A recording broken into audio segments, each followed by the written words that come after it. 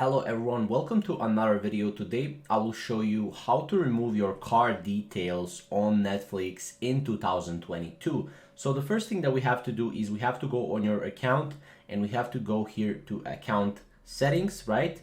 Now we click on this account and now what we have to do is we have to go to manage payment information here. We can click on that. And now what we need to do is we need to add another payment method. Now for this video, I will not add it, but you will have to add another payment method and then you will have to remove this payment method that you want to remove, right? So for example, if this is your card right now, you'll have to add payment method, another payment method, right? And then remove your card, right? And this will allow you to have another payment method that's not your card.